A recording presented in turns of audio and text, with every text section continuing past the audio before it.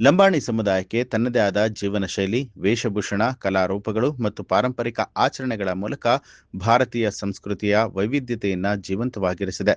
ಈ ಸಮುದಾಯದ ಪ್ರಮುಖ ಸಾಂಸ್ಕೃತಿಕ ಉತ್ಸವ ಅಂತ ಹೇಳಿದ್ರೆ ಗೋಧಿ ಹಬ್ಬ. ಹಲವು ಕಡೆ ಇದನ್ನ ತೀಜ್ ಹಬ್ಬ ಅಂತ ಹೇಳಿ ಕರೀತಾರೆ. ಈ ಹಬ್ಬ ಬಹುಮಟ್ಟಿಗೆ ಮಹಿಳಾ ಕೇಂದ್ರಿತ ಹಬ್ಬ ಆಗಿದ್ದು ಭಕ್ತಿ ಭಾವ, ಸಹನೆ, ವೈಭವ ಮತ್ತು ಶ್ರದ್ಧೆಯ ಸಂಕೇತವಾಗಿದೆ.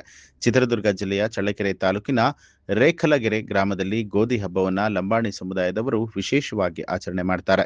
ವಿಶೇಷವಾಗಿ ವಿವಾಹವಾಗದ ಹುಡುಗಿಯರಿಗಾಗಿ ಆಚರಿಸಬಹುದಾದಂತಹ ಹಬ್ಬ ಇದಾಗಿದ್ದು, ಇಲ್ಲಿ ಹುಡುಗಿಯರು ತಮ್ಮ ಭವಿಷ್ಯದ ಗಂಡನೊಂದಿಗೆ ಉತ್ತಮ ಜೀವನಕ್ಕೆ ಆಶೀರ್ವಾದ ಬೇಡ್ತಾರೆ. ಈ ಹಬ್ಬವನ್ನ ಮದುವೆಯ ಕನಸು ಅನ್ನೋಂಥ ನಂಬಿಕೆ. ಲಂಬಾಣಿ ಸಮುದಾಯವು ಗೋಧಿ ಹಬ್ಬದ ಮೂಲಕ ರೈತರ ಸಮೃದ್ಧಿಗಾಗಿ ಪ್ರಾರ್ಥನೆ ಮಾಡ್ತಾರೆ.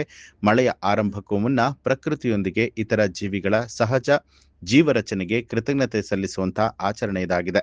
ಹಬ್ಬದ ಅಂತ್ಯದಲ್ಲಿ ಸಮುದಾಯದ ಎಲ್ಲಾ ಸದಸ್ಯರು ಸೇರಿ ಭೋಜನ ಮಾಡಿ ಸಂತೋಷವನ್ನ ಹಂಚಿಕೊಳ್ತಾರೆ. ಮೆರವಣಿಗೆ ವೇಳೆಯಲ್ಲಿ ಮಹಿಳೆಯರು ಗುಂಪು ಗುಂಪಾಗಿ ಸೇರಿ ತಂಬೂರ, ಡೋಲ್, ತಾಳ ಇತ್ಯಾದಿ ವಾದ್ಯಗಳೊಂದಿಗೆ ಹಾಡುಗಳನ್ನು ಹಾಡ್ತಾ ಕುಣಿದು ಸಂಭ್ರಮಿಸಿದ್ರು. ಈ ಸಂದರ್ಭದಲ್ಲಿ ಕೆಸಿ ತಿಪ್ಪೇಸ್ವಾಮಿ, ತೂಕ್ಯಾ ನಾಯಕ್, ಕೃಷ್ಣ ನಾಯಕ್, ಅರುಣ್ ಕುಮಾರ್, ಪಾಂಡುರಂಗ ನಾಯಕ್ ಸೇರಿದಂತೆ ಸೇವಾಲಾಲ್ ಟ್ರಸ್ಟಿನ ಪದಾಧಿಕಾರಿಗಳು, ಯುವಕರು, ಸ್ತ್ರೀಯರು ಉಪಸ್ಥಿತರಾಗಿದ್ದರು. ಜೈ ಸೇವಾಲಾಲ್, ಜೈ ಜಗದಂಬ. ಇವತ್ತು ಬಹಳ ವಿಶೇಷವಾದಂತಹ ದಿನ. ಇವತ್ತು ನಮ್ಮ ಚಳ್ಳಕೆರೆ ತಾಲೂಕು ನಾಯಕನಹಟ್ಟಿ ಹೋಬಳಿ ರೇಖಲಗೆರೆ ಲಂಬಾಣಿಹಟ್ಟಿಯಲ್ಲಿ ವಿಶೇಷವಾದಂತಹ ನಮ್ಮ ಬಂಜಾರ ಸಮಾಜದ ವಿಶೇಷ ಕಾರ್ಯಕ್ರಮ ಅಂತ ಹೇಳಿದ್ರೆ ತೀಜ್ ಅಂತ ಹೇಳ್ತೀವಿ. ತೀಜ್ ಅಂತ ಹೇಳಿದ್ರೆ ನಾವೆಲ್ಲ ಗೋಧಿ ಹಬ್ಬ ಅಂತ ಹೇಳಿ ನಾವು ಕನ್ನಡದಲ್ಲಿ ಕರೀಕೊಳ್ತೀವಿ.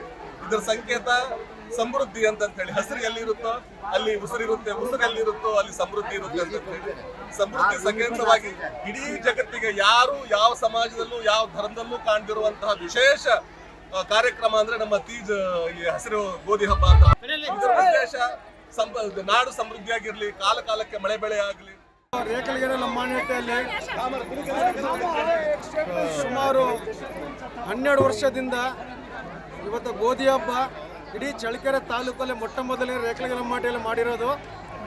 ಅದೇನೋ ಒಂದು ಸ್ವಲ್ಪ ಕಾರಣಾಂತರದಿಂದ ಇಷ್ಟು ದಿವಸ ನಾವು ತಡೆ ಮಾಡಿ ಇವತ್ತು ವಿಜೃಂಭಣೆಯಿಂದ ರೇಖಲಗೆರೆ ಲಂಬಾಣಿಯ ಗೋಧಿ ಹಬ್ಬನ ತೀಜ್ ಅಂದರೆ ನಮ್ಮದ್ರಲ್ಲಿ ತೀಜ್ ಅಂತೀವಿ, ಆದರೆ ಗೋಧಿ ಹಬ್ಬನ ಇವತ್ತು ವಿಜೃಂಭಣೆ ಮಾಡ್ತಾ ಇದ್ದೀವಿ.